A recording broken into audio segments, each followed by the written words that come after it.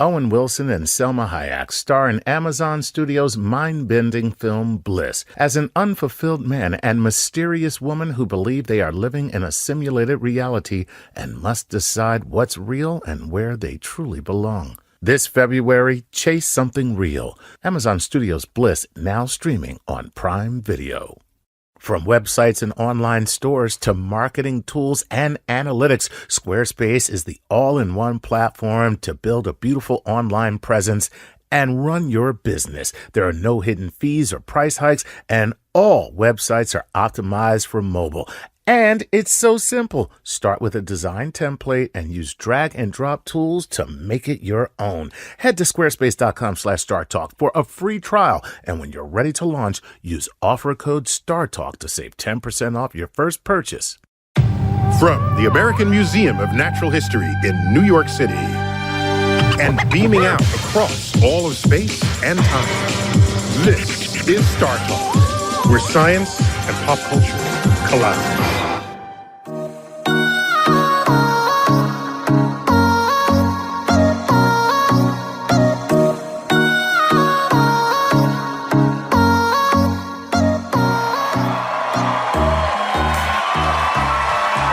2019 New York Comic-Con.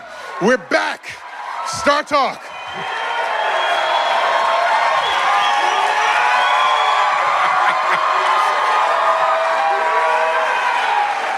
All right, we're going to do some Comic-Con stuff tonight. I promise you. This theme for this evening is the science of pop fiction. And we have two scientists, myself included, and from the StarTalk stable of experts, we have our resident geek-in-chief. I'll introduce him in just a moment. But first, let me get my co-host, Chuck Nice. Chuck, come on out here.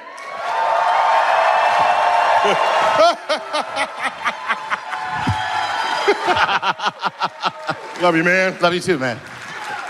All right, Chuck Nice, go take a seat. And next up, we have a friend and colleague. He's an astrophysicist at the CUNY system based in Staten Island. Come on up, Charles Liu. Charles.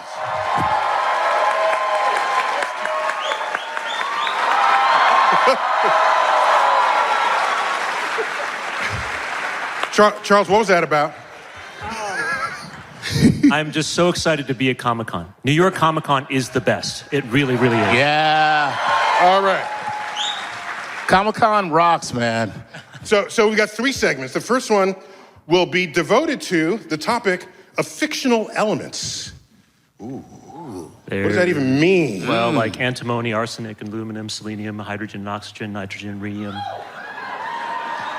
Those are real elements. Oh. Yeah, we're talking about fictional elements. Oh, right, look at that. Somebody right away. Look. So all Charles, right, you didn't win anything, man. Sit down. So, Charles, what role do fictional elements play in the world of comics? Fundamentally, of course, there are only a certain number of elements. Like, even if you count the ones that we have been able to create in the laboratory, 100, 120, 120 something, right?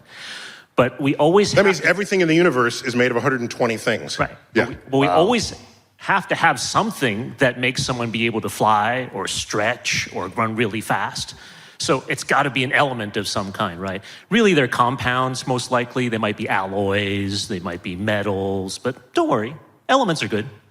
But in the comic books, they generally, whatever they are, they're not common, they're rare. Yes. And they have special properties, like you said, that they want. That's Usually, they're strong in some kind of way. Yes. Okay, so one of the early one of these is Thor's hammer. Uru. Uru. Is that how you pronounce that? Uru. I don't. Do you have to say it like you're taking a dump? Is that part of it? I'd rather like to think of it as the Norse, Norwegian, stately, godlike Asgardian. Uru. Nice. Oh, that was convenient. So it's an Asgardian dump. Okay. Okay, so Uru is a fictional element. They don't have a lot of. And what about up in Asgard? Wolverine's claws? What are those? Adamantium. Adamantium. Another element. And Wonder Woman's bracelets? Feminine. Feminine. Feminine. Okay. Wait. That sounds malformed because elements should end in IUM except for aluminum. All the others are IUM. Feminium. That should be feminium. Well, maybe if you're in Britain, right? Because you pronounce aluminum, aluminium. So this is femininium. But I'm with Neil on this one. Look, Feminium sounds so much better than what's it called? Feminine. Feminum. Feminum. They're from Paradise Island. What do they care how we pronounce it? Okay, fine. This is true. I'm just saying, feminum sounds like something that you would use to, get rid of like male toxicity. It's just like, ladies, is your man an a-hole? Well, the feminine name. So it'd be like a perfume that gets rid of it. You could either spray it on or give it to him in a pill, you know what I mean? Try new feminine. Well, the term feminine came originally from a two-part episode called The Feminine Mystique in the original Wonder Woman television series from 1976 to 1977. Damn. Featuring a young 20-year-old Deborah Winger, three-time Academy Award nominee, as Wonder Girl. Wonder Girl. Drusilla. Yes, Diana Prince's fictional younger teenage sister. Wait, Academy Award or Emmy Award nominee? She was nominated for 3 Academy Awards. But Deborah Winger. Officer and Gentleman. Deborah Winger. Gotcha. No, Linda Carter, regrettably, has not yet been nominated for an Oscar. Hey, man, let me tell you something. If I didn't know and love you as much as I do, I would think you would have an unhealthy obsession with Wonder Woman. Given what he knows about the situation. Guilty as charged. Awesome. Wait, so tell me more about the bracelets. Okay. Theoretically, the bracelets were originally a symbol from the ancient Greek days. This is based on the Wonder Woman sort of creation anthology back in the 1930s and 40s. So she's Amazon. Yeah, she's Amazon, but these bracelets were a symbol that they were subservient to men, that they had been captured by men, they were enslaved by men. But what happened was when Paradise Island was established and broke free, Aphrodite, the goddess of love, made them indestructible and a symbol of the great abilities and powers of women, specifically those Amazons on Amazon. So turn it back on its head. That's right. Right. And so what happened was that now they are bulletproof and they were able to deflect bullets. And if you're skilled enough, you can block weaponry and so forth. And the pilot of the original Wonder Woman TV series, which I still can't find on reruns anymore. If any of you have a copy, let me know where I can get one. There's a scene where she is trying to make money because money was not something she was used to. And she got on a stage and she was knocking away bullets. People were shooting with handguns. And then some little old lady brings out like a Tommy gun, like a submachine gun, and starts blasting. And he's like, and he's like, I can't find it anymore. Wait, a little old lady is trying to kill Wonder Woman with a Tommy gun? With a submachine gun. Yeah. What the hell? What episode was that? The pilot, the first 2-hour series one. Yeah. And you wonder why they bought it, please. I mean, I would have... Wait. The first time I saw it... A little old lady picked up a Tommy gun to kill Wonder Woman. Well, not so much to kill, but yes, to kill. She was a Nazi agent, and the whole point was that... Wait a minute, she's a Nazi grandmom? Yeah. Grandmom Nazi. Remember that the original Wonder Woman series was set in World War II. It was a historical fiction. So what happened was that this character, Wonder Woman, Linda Carter, needed to make money, and so she was a stage personality, a impresario. Like Spider-Man. On stage, right. So that she could demonstrate. People paid tickets, or bought tickets, paid money so that she could stop bracelets and have them watch it. And then some old lady came up, said, I'd like to try. Right. And she came up and she had a violin case and she opens it up and it's a submachine gun. Before you know it, she's a Heil Hitler. And it was like, well, we do this. And then she's, you can't do this. Like, no. And then Wonder Woman says, she's not afraid. Ah! Right. And she goes up, and she's, I still can't find it. Good. After all these years. Because I don't know what would become of you if you found that. I have a bit of physics observation to share that only came to me in this moment. Oh, okay. It's not good enough for the bracelets to be bulletproof. You have to be faster than the bullet to put the bracelet in the way of the bullet to block it. Right. If you're that fast, you can just step to the side. Yes. Right? Yes. But I'm just thinking. There are 2 good reasons that you don't... You know what? First you killed Pluto, now this? Really?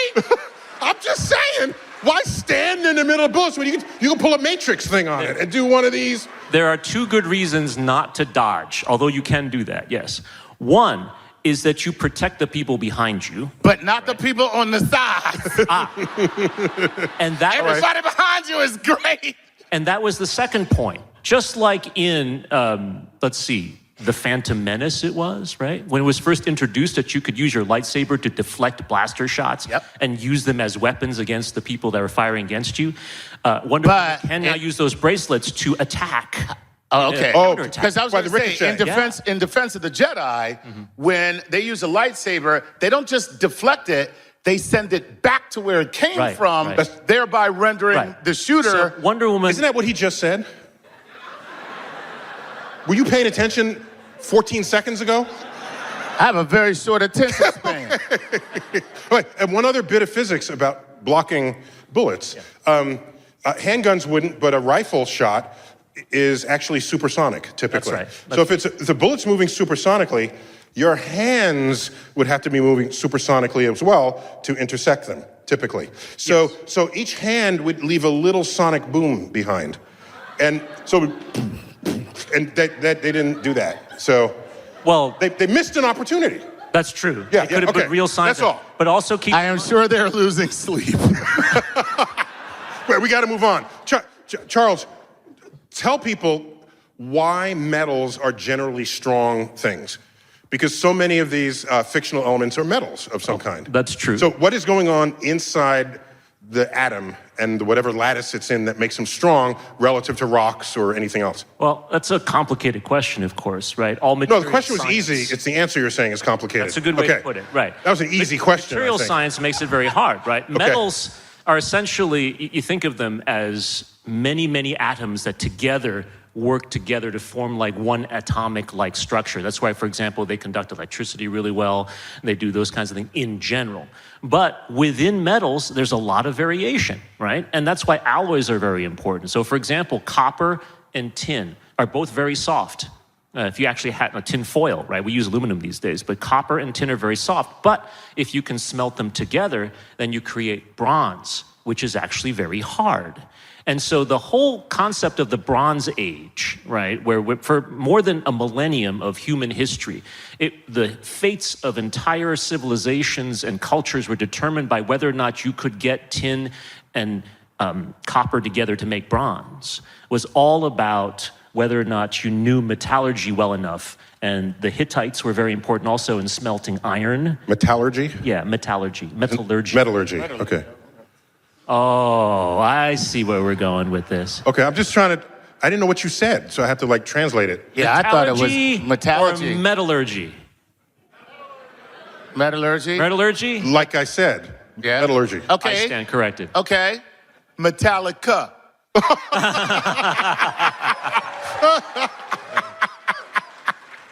Okay.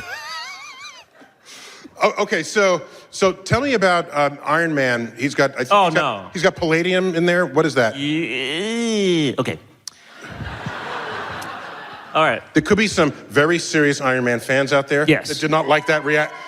See? And there they are. Banding together now. No. Iron Man is cool. I have no problem with Iron Man. It's the palladium part. Okay. Okay. You see, so palladium is one of the elements on the periodic table. Yes. And this requires a little bit of history, okay? Back in the 1960s when Iron Man was first created, the suit acted like a defibrillator or a heart helper because he had that shrapnel in his heart. So it was none of this arc whatever, right? But actually, he occasionally would actually have to sit down in some room and plug in his armored chest plate, like into the wall, in order for it to get recharged enough to keep his heart beating. That is awesome. Okay, that was in the 60s.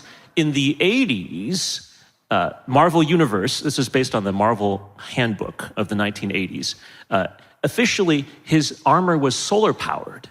He actually had perfected an industrial strategy where you could put like little mini microbe-sized solar panel chips into the armor, which allowed him to charge from the sun and allowed him to have the superpower that way. That's brilliant.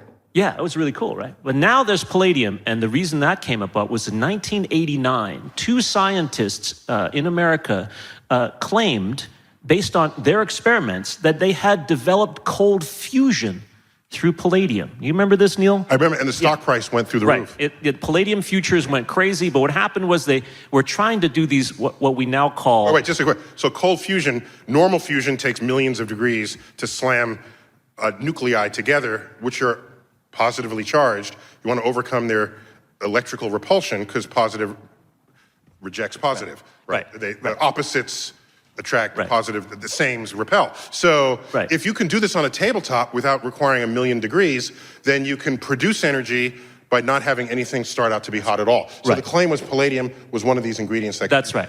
Hans Bethe in the 1930s, who won the Nobel Prize for this, figured out that you could do nuclear fusion when you got so hot, not because it was so hot that it could overcome the electromagnetic pulsing, but you could create the environment for something called a quantum tunneling reaction that would allow two protons to come together and become a deuterium nucleus. Now, what happened was that these folks... I think Buckaroo Banzai, he tunnels through the mountain, doesn't he, in his car? Yeah.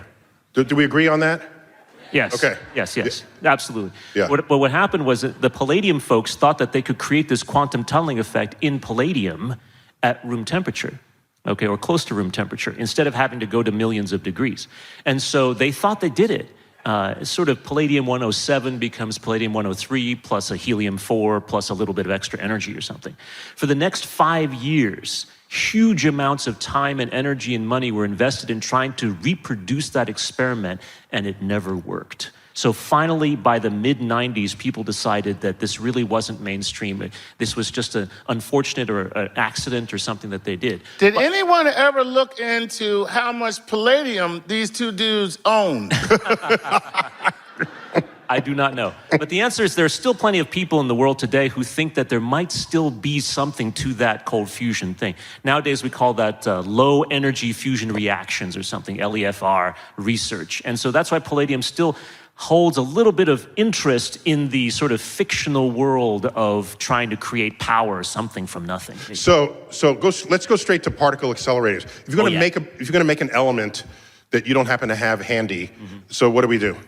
We take an atom and we bombard it with lots and lots of neutrons, okay? And in the proper circumstance, one of those neutrons will stick, or a few of them will stick, and then you create an environment where the new element is born, because neutrons will transform into protons through specific processes having to do with the weak nuclear force. All right, so basically, in principle, we can make any element we want. So the whole dream of alchemy is real today. It is absolutely real, it's just not economical. Yeah, right. We could make gold out of lead, but it's cheaper to just go buy it at the corner gold shop. Correct. And yes, and I will mention that to this day, astronomers, we think that the best manufacturing of elements comes from stars. When, for example, a star goes supernova, the elements surrounding it are bombarded with so many neutrons, sometimes thousands of neutrons per second, that there are possibly quantum tunneling reactions that can happen that will create elements with atomic numbers in the 150s, even in the 200s, only they don't stay around in our universe for very long. They decay almost immediately. So let's go on to Thor's hammer. Uru. Okay. Again, he's still constipated. Yes, without a doubt. The hammer. So I just want to say that when I saw the Thor movie, the one that has Natalie Portman playing an astrophysicist. You say that like you're angry about it. No, I'm just letting people know that my profession shows up in movies. I'm just saying. Right on. Really? In fact, there was an astrophysicist in Top Gun. Kelly McGillis. Kelly McGillis was an astrophysicist? I don't know why. Because she was an expert in the F-14 planes, and none of us are. But she was an astrophysicist. I'm just saying. Well, you know, listen. Danger zone. Nicolas Cage was an astrophysicist in the movie Knowing. In the movie? Knowing. Okay. Knowing. It really should have been called Not Knowing, actually, if you saw the plot. But so we out there. So anyway, I'm watching the movie, and I'm thinking, gee, I wonder how heavy the hammer is. And there's a scene where his father talks about Mjolnir, the name of the hammer, right? And says, there it is, forged in the heart of a dying star. And I said, I got this. It's made in a dying star. We know dying star. We're astrophysics people. So I went home, got densities of the densest dying star. So I got a pulsar, dense packed with neutrons. Yep. And I said, I'm going to make Thor's hammer out of neutrons. So I got a replica of his hammer, measured the volume, figured out how many neutrons you could fit in it, and then I tweeted how much that hammer would weigh. And I said, if Thor's hammer is made of neutron star material as implied by legend, it would weigh the equivalent of a herd of 300 million elephants. Yeah. And That's all. But that's all. No, if you take the hammer like that and you dropped it, it would fall through the earth as if it were not there. Cut all the way through the center of the earth, come out the other side. And then come back? And oscillate back and forth, ripping out the interior guts of the earth as we rotated. It would not be cool. So then, you must know that what I'm about to say is true. Wherever you think you are in the geek spectrum, if you think you are at the top, there is someone at Comic-Con who knows more about it than you do. Okay? No matter who you are, it is like a semi-infinite continuum of expertise. And that's why I love Comic-Con. Within what a great 36 hours. Yeah, Yes. It's just a terrific place. Within 36 hours, somebody tweeted back. Oh. Okay? Dr. Tyson, you are wrong about Thor's hammer. It's 356 billion elephants. No, I was apparently really wrong. Really wrong? Yes. So apparently they cited a Marvel Comics trading card from the 1990s that said, Mjolnir is made out of fictional material Uru, and it weighs exactly 6.2 pounds.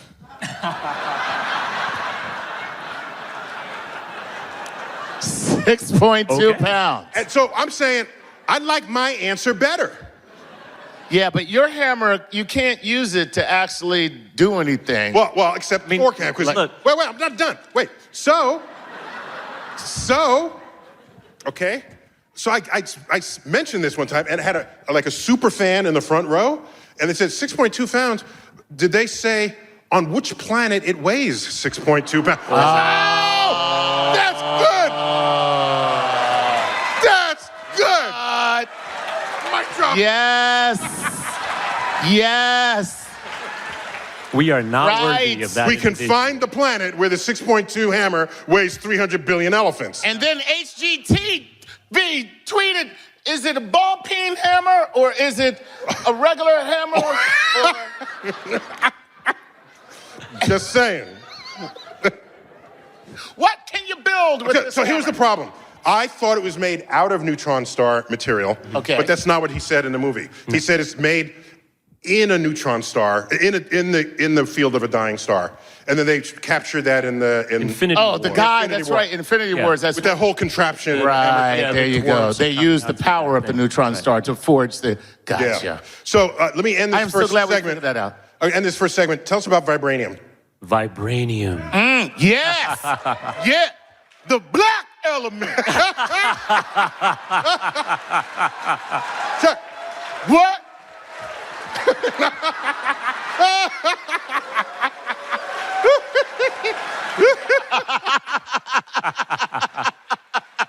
Vibranium was introduced in Fantastic Four number 52, which came out in Toast, why do you 1965. know this stuff?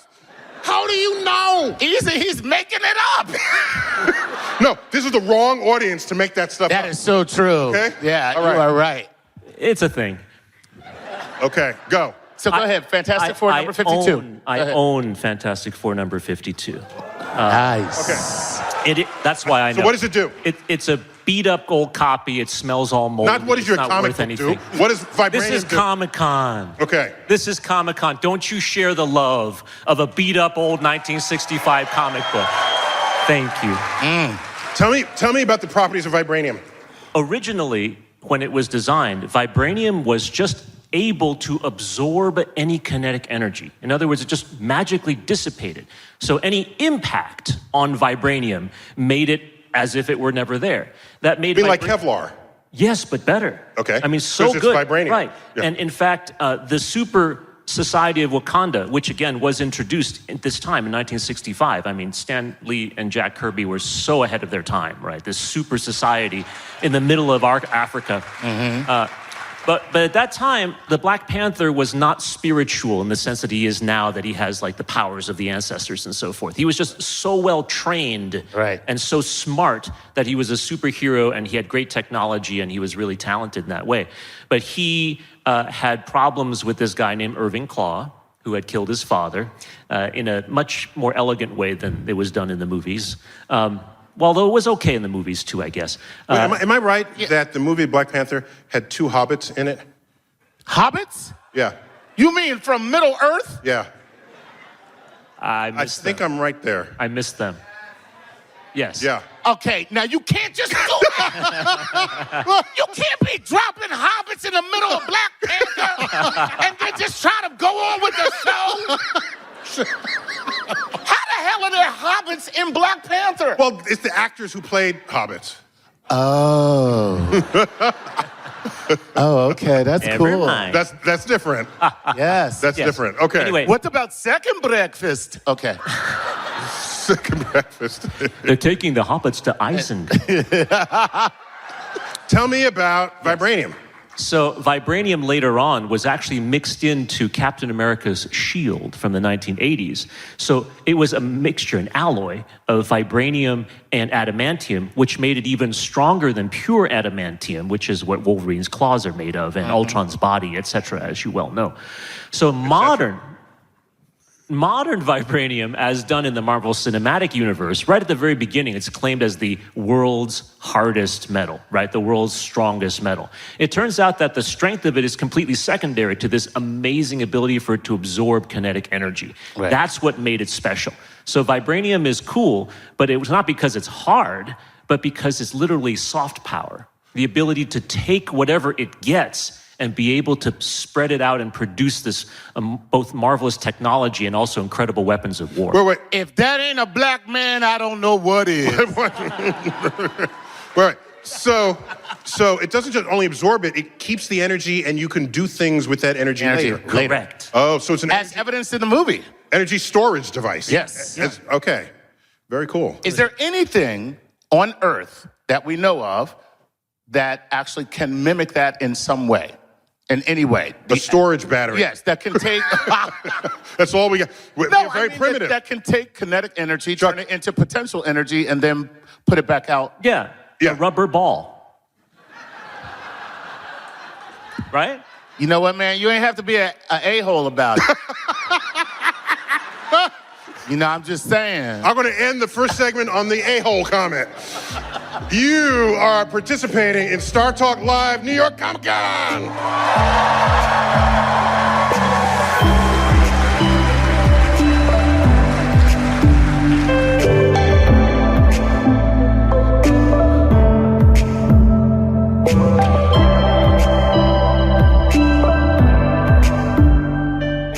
Wondery's American Innovations presents Mission to Mars. This season explores what advancements have been made and what it will take to send humans to Mars. On July 20th, 1989, President George Bush announced his vision for a manned mission to Mars. Nearly 3 months later, NASA published a complex 30-year plan to get humans to Mars. However, Congress refused to authorize the spending, and NASA's manned mission to Mars was grounded before it could even start. Over 30 years later, the power of government and big business necessary for such an undertaking is finally starting to come together.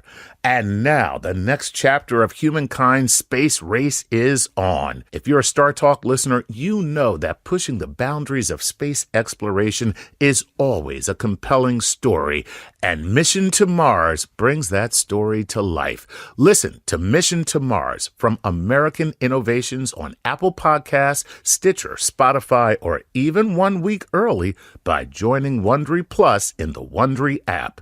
Wondery. Feel the story. Bringing space and science down to Earth. You're listening to StarTalk.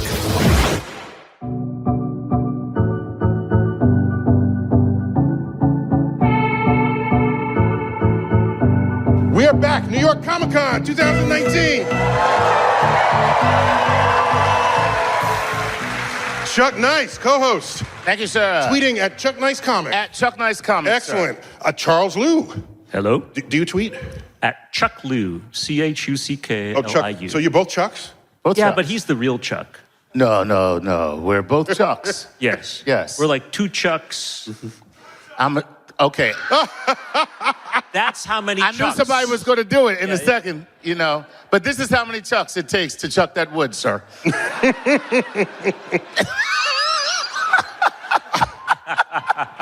All right, so let's talk about how you get around the universe. Oh,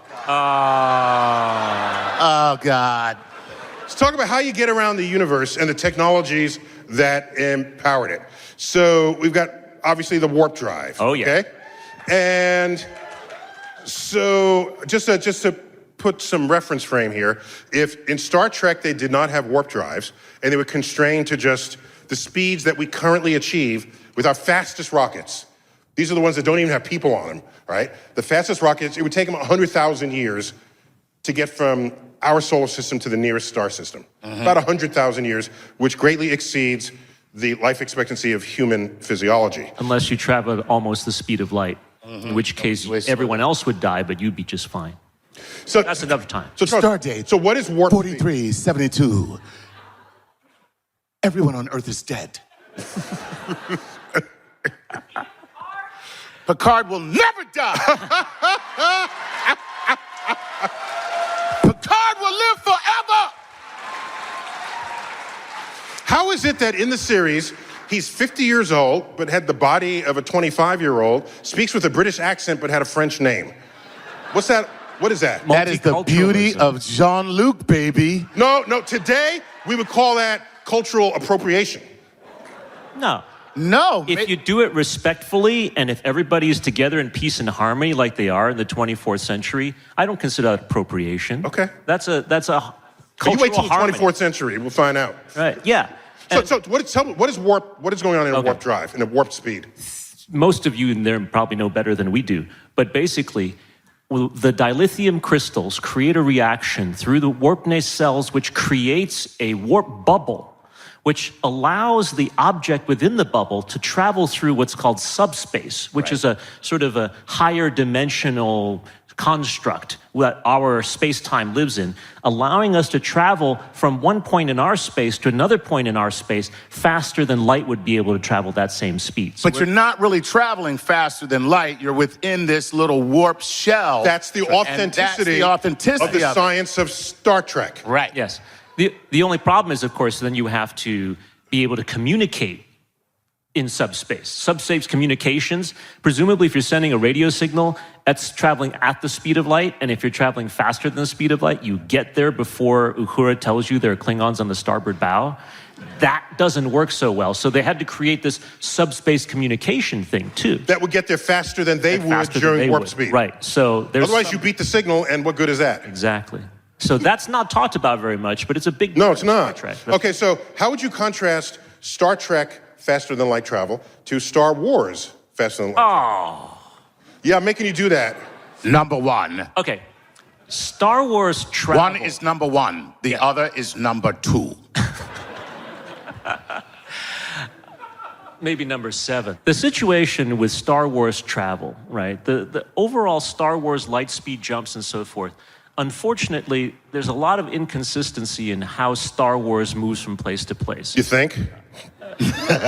Star Trek purposefully made this warp bubble thing to make things as causally reasonable as possible. For Star Wars, I think they just punted. It's really hard to imagine a way where you can, for example, fire a planet killer, for example, in one solar system, send it all the way to another solar system instantaneously, pass a third solar system as you're watching it go by in the sky, and then destroy 5 planets in a 4th solar system, right? It's just, I mean, how are you getting there that fast? People complain when I talk about movies that way.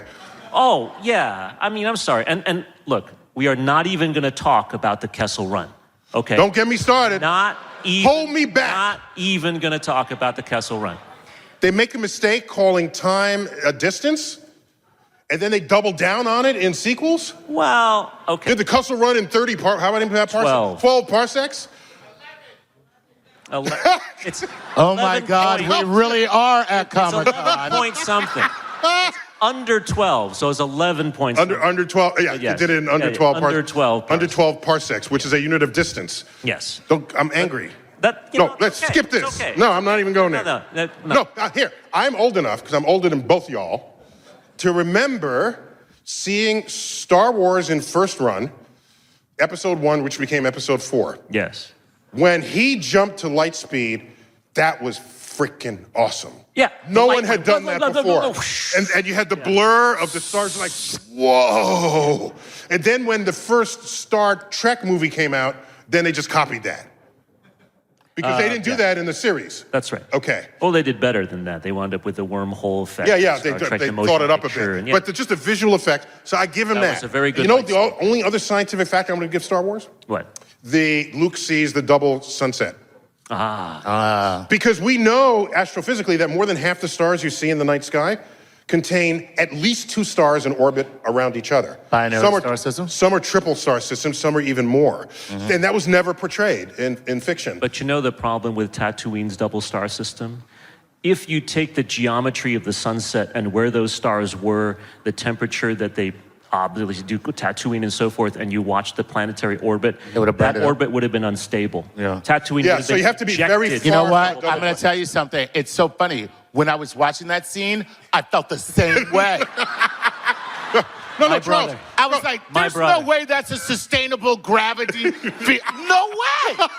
It's not. No, but Charles, I thought about that, and I thought that they look close enough in the sky so that that planet's orbit would be sufficiently far that it wouldn't go into a chaotic spiral out of control. I'm going to tell you right now, if George Lucas were here, he would kick you both in the testes. But it was beautiful. And in fact, there was an astrophysical journal article written around 2005 or so called Two Suns in the Sky. And that was an early attempt to do a census of stars and exoplanets that had double star stars, systems. to have a double sunset. That was actually a very, very good paper. Right. Yeah. Ooh, double star system. What about the what? Oh, triple stars. Quadruple stars. Yeah, they exist. There are plenty. You just have to be orbiting really far away. Otherwise, as you orbit, your gravitational allegiance continually changes depending on which star you're closest to at any given point. And that can wreak havoc not only on the stability of the climate on the planet you're on, but also on its very orbit. And when an orbit goes unstable, it'll either fall into one of the stars or get ejected from the solar system entirely. And in fact, if you do simulations of the formation of solar systems, you can give a solar system like 40 planets, and it'll settle out over time, kicking planets out, eating other planets down to some stable set of planets. We think our solar system, with its 8 planets, might have had, don't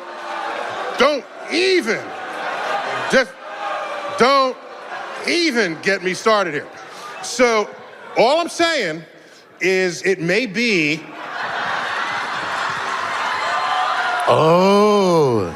that there are more planets rogue moving between stars than there are in orbit around stars themselves, ejected from the formation process of solar systems themselves. Nomad planets? Planets without a solar system? What's that? Nomad planets. Yes. Planets without a solar system. Homeless planets. Homeless planet. That's correct. Hi, I'm Sarah McLaughlin.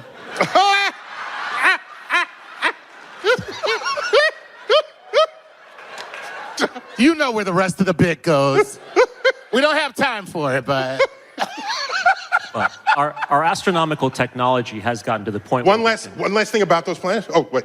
No, where we can actually see these interlopers coming through the solar system.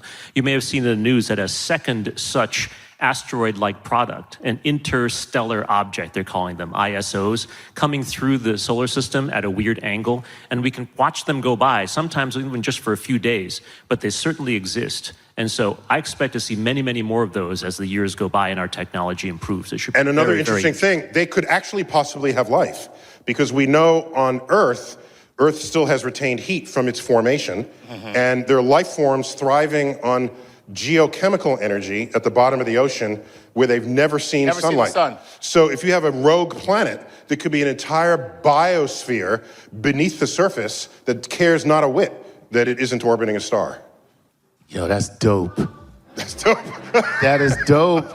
Charles, at our next conference, we have to say, that's dope, right after a fancy talk about that. We're going to end that segment and go into our third segment. Give it up, New York Comic Con.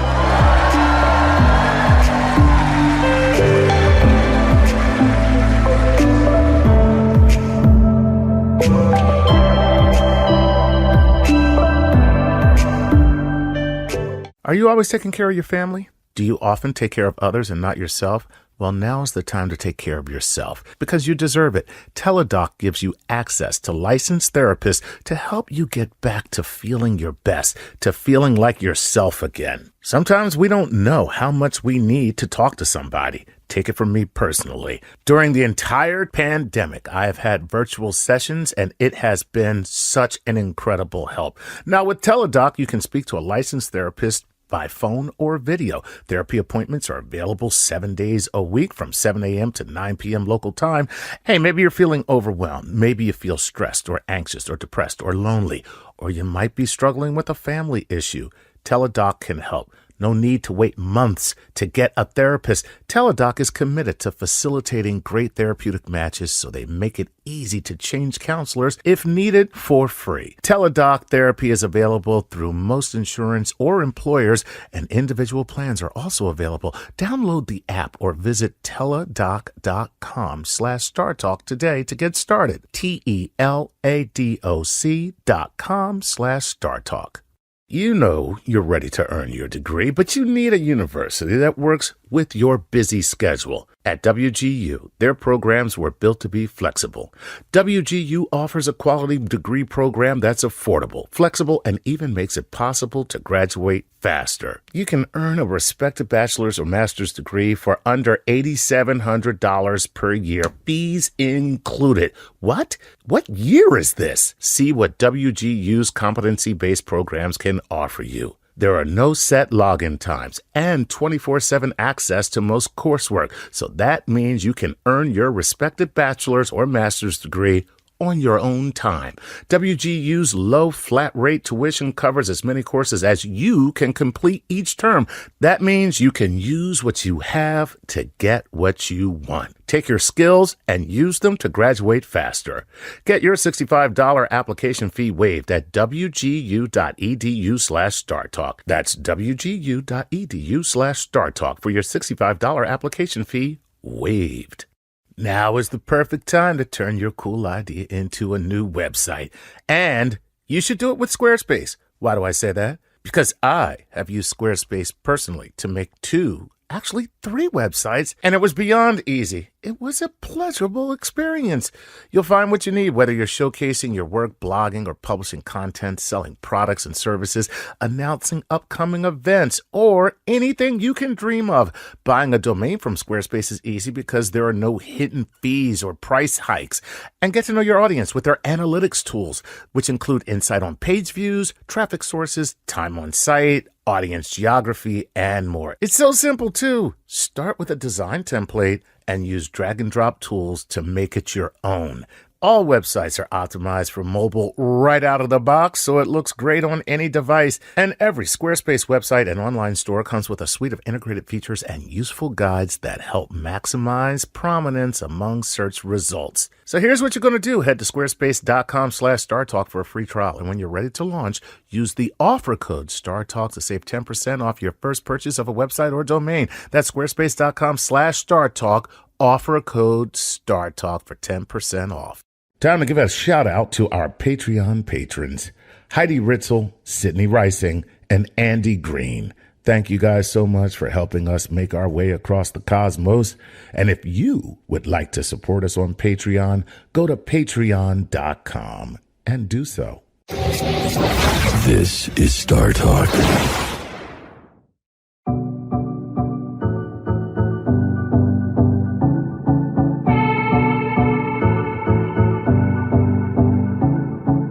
New York Comic Con 2019. Yes.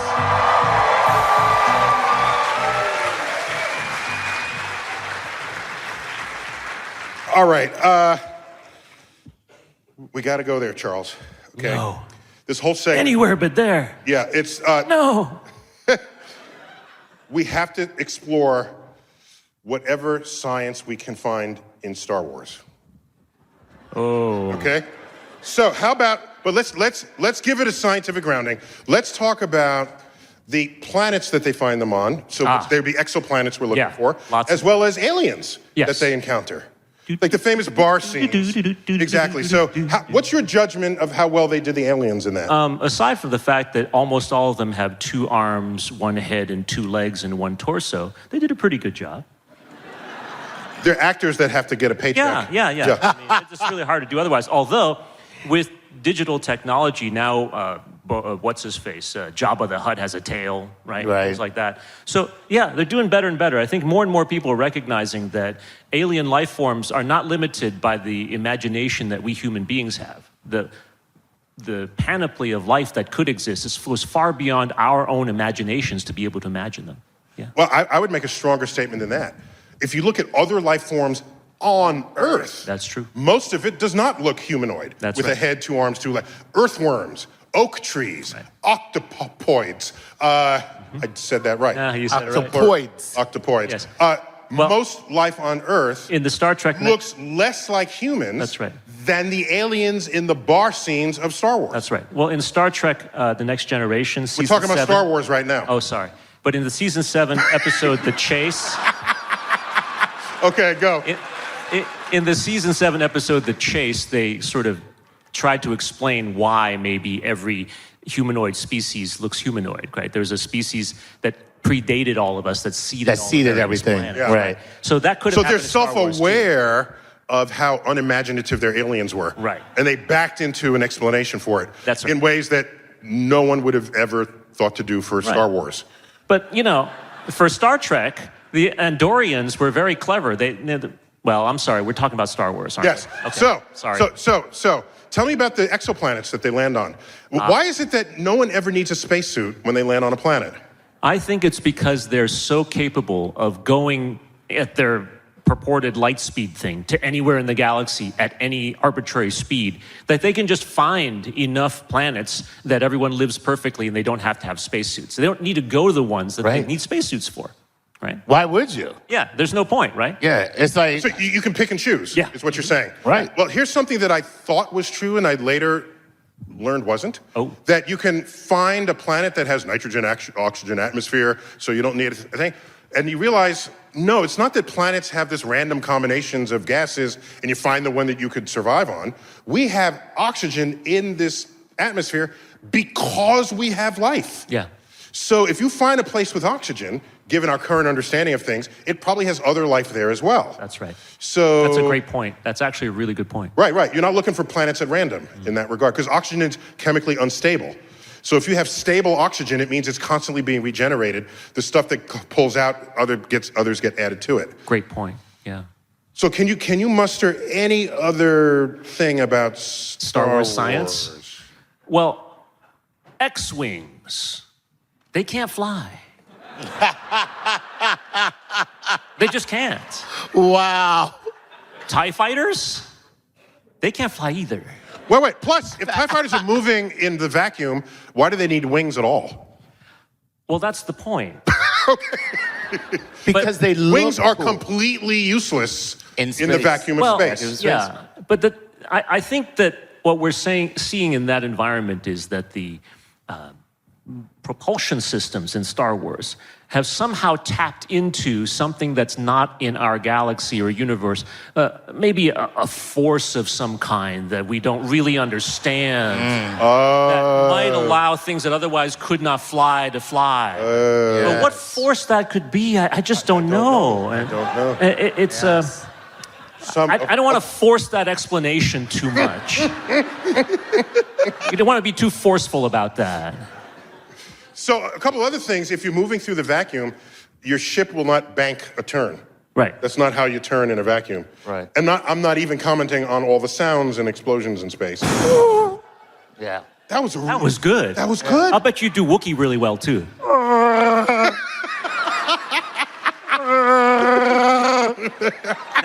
now do a Wookiee banking through space.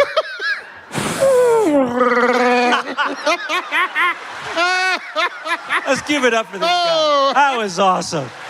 Awesome. So, Charles, what I think happened there is, with the aliens, is that anything that sort of looks a little different from human that's not from Earth, it counted as alien for so many decades in people's imaginations in science fiction. Give it a third eyeball, or give it an antennae, or make it green. Or look like a gorilla.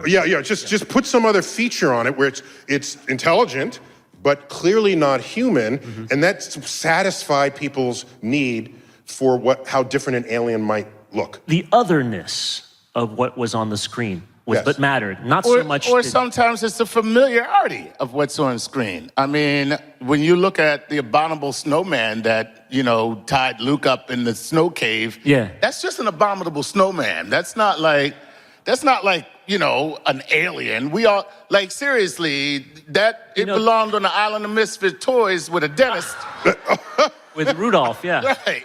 That's a really good point. The idea that aliens in movies have to be different, but not so different as to be unrelatable to us. That's a great point. Right? If on the ice planet Hoth, Luke Skywalker were dangled by some amoeboid-like thing, I guess we wouldn't feel so scared of it, right? Wait. So I agree with you, but I don't agree with you. So, in other words, that means you don't agree with neutral. No, what it means is, you are right. The alien has to have something you can relate to, otherwise you can't relate to it. Like E.T., all right? E.T. even spoke a little English, okay? Right. E.T. Ouch. Both of y'all scare me sometimes. Did I tell you that E.T. is actually a vegetable? Did you know this? Because my God. it can turn plants. Yeah, well, so that accounts for why it has such a good relationship with plants. Because it touches a plant and the plant grows. Now, someone said, what? Can I tell you how I know this? Please. Okay. Steven Spielberg visited my office. And we talked about E.T. And I said, look, the thing it's got 2 arms, 2 legs, fingers, a head, eyes, nose, mouth. It's human. And he said, actually, he conceived it to be a vegetable. Wow. That is Steven Spielberg communicating directly to me. I don't know if you... First-hand knowledge. For what? First-hand knowledge, not hearsay. Can't get more first-hand than that. That's right. So... But wait, would that mean it'd be moral to eat E.T.? No. So would a vegetarian eat E.T.? Yeah. That's the question. Yeah, well, he's sentient. Well, I'm going to tell you this. Many years ago, there was a comedian named Paul Mooney. I remember, yeah. And he used to do a joke. He was like, E.T., he better be glad he didn't show up in the ghetto. They would have put him in a pot of greens and ate his ass.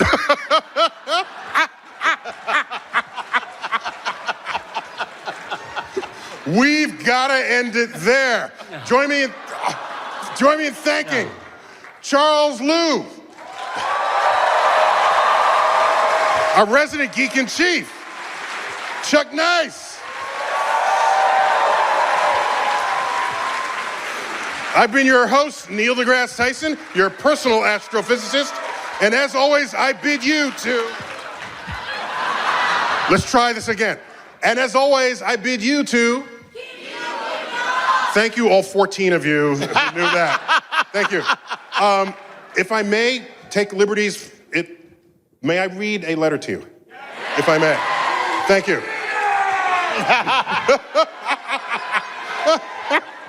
That's so funny. Oh, thank you. You remembered. Yeah. I'm born October 5th. Happy birthday No, stop! No! To you. Happy birthday to you. Happy birthday, dear Degrasse Tyson. Happy birthday to you. Thank you. I don't know why they planned Comic-Con on my birthday. I don't know how they did that. So, at the risk of sounding like it's a shameless plug, I I have a book coming out on Tuesday. It's called Letters from an Astrophysicist. And it contains correspondence I've had over the years with the public on all manner of very personal, private things that I just never talked about on YouTube videos or on shows such as this. And you've never seen me debate a creationist, for example, or a ufologist. I'd never. They're in here, okay? I have conversations with them in this book. Someone asked, is there a large hairy ape wandering the Pacific Northwest? I engage that person in this book. 3 letters are from prisoners. One who's serving time and he won't be able to watch his kids grow through their teenage years, wrote to me and said, I just learned that they like science. Is there any advice you can give me that I can share with them to reassure them that I still love them? I mean, there's some heart-wrenching stuff in here. What I want to do is read to you the epilogue, if I may. It's very personal, but it's the epilogue. I know, I might. There's some demanding people out there. Read it. Don't do this. Read. Okay. Damn, y'all. Okay, I got to put on my old people glasses, so hold on. Do I have them? Because I'm an old fart. I'm probably 60% gray, and it's all tinted now, because it's like, yeah, in a couple years, I'll come out all gray, and I'll be with y'all. I see some gray folks out there, right there. Okay, I'm with you, okay? By the way, Neil, we call that hair color. Hair color, okay. All right, epilogue. A eulogy of sorts. A letter to Dad. Saturday, January 21st, 2017. Based on a eulogy I delivered to friends and family here in New York City at the Holy Trinity Catholic Church. Dear Dad, thank you for a lifetime of wisdom you've bestowed upon me, drawn from moments, circumstances, and incidences in your life. With your permission, I'll share a few of that, which for me rise above all others. I've never forgotten the story of your high school gym teacher who highlighted your body type as one that would not make a good runner in the track and field unit of class. Your reaction? Nobody's going to tell me what I cannot do with my life. You immediately took up running. You also ran in Hitler's Berlin Stadium for the 1946 GI Olympics. The post-war world was not ready for a traditional Olympics. So this special event contested soldier athletes of the various theaters of conflict around the world. And by college, you became world class in middle distance races, at one time capturing the 5th fastest time in the world for the 600-yard run. Drawing upon that example for inspiration, I have overcome the most negative societal forces on my life's ambitions. I've never forgotten the story of your best friend, Johnny Johnson, also a track star, competing in a meet against the New York Athletic Club. In the day, they, of course, admitted only wasps. So athletic blacks and Jews instead competed as teammates for the Pioneer Club, founded for that purpose. As Johnny came around the last turn in the quarter mile, he was ahead of the New York Athletic Club runner by several strides when he overheard the fellow's coach audibly yell to his runner, "Catch that nigger." Johnny's reply to himself was simple and direct. This is one nigga he ain't gonna catch.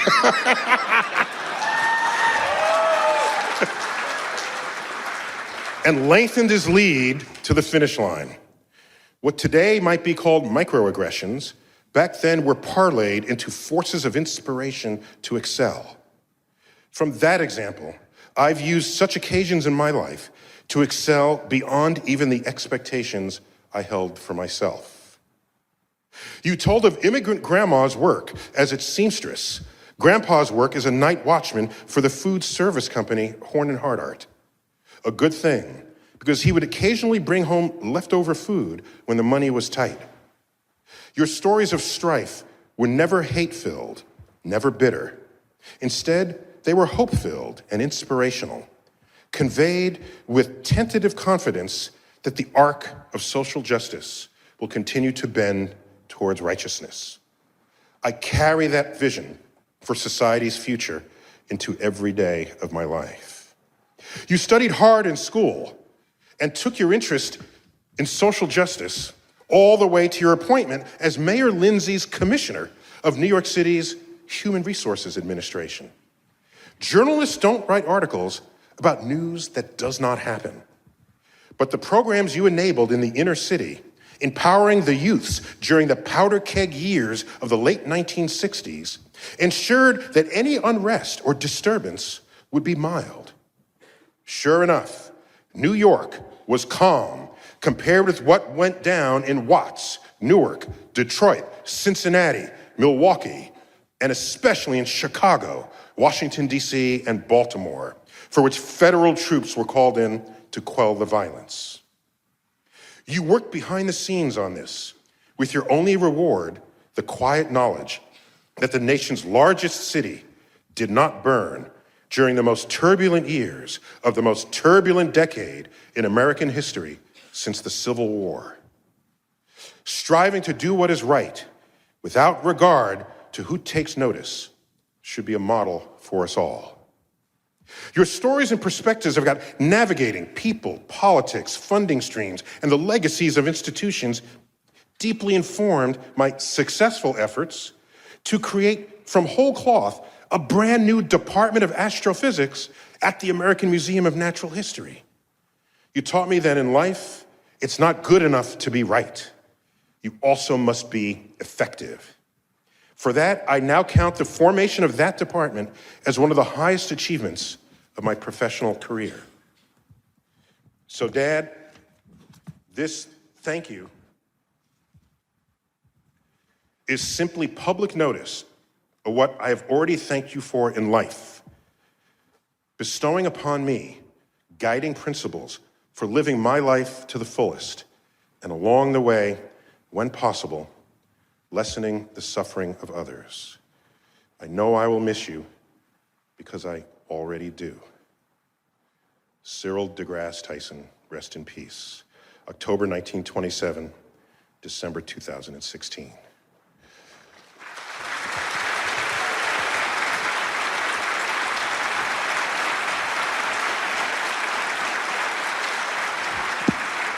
So, listen, y'all, we love you. Comic-Con, there's nothing like a Comic-Con community, a Comic-Con audience, where the biggest fight anyone gets into is whether your cosplay was authentic. And if the world were run by Comic-Con attendees, it would be a peaceful place, and we'd have technology taking us into the future. So, yes, it will be. Who would have ever thought that the geek set, who was pummeled and bullied in school, would become one of the most strongest economic forces of the land, as well as the people who everyone else comes to fix their computer, okay? So I just want to say the Comic-Con community is a very special community. I don't want any of you to forget that. Surely you won't. Thank you for indulging me in this letter to my father. He was 89, so his death was not tragic, but I miss him, as we miss so many loved ones who have passed. But you can tell, if you speak of a loved one, you bring them back to life. And this is part of what it is to carry wisdom, insights, and love from one generation to the next. Comic-Con, thank you. Have a good night.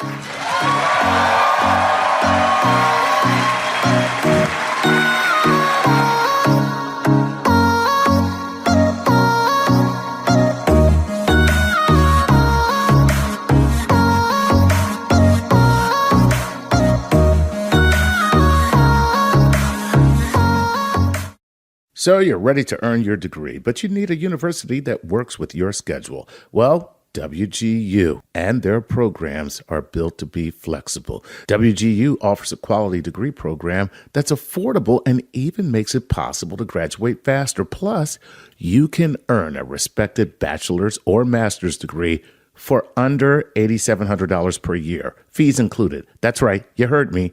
That is the correct, $8,700 per year. Let your experience and dedication help you earn your degree faster. See what WGU's competency-based programs can offer you. With no set login times and 24/7 access to most coursework, you can really earn a respected bachelor's or master's degree on your own schedule. The low tuition rate covers as many courses as you can complete each term. That means the faster you learn, the more you'll save. Get your $65 application fee waived at wgu.edu/StarTalk. That's wgu.edu/StarTalk for your $65 application fee. Poof, gone, waived. For your $65 application fee, poof, gone, waived.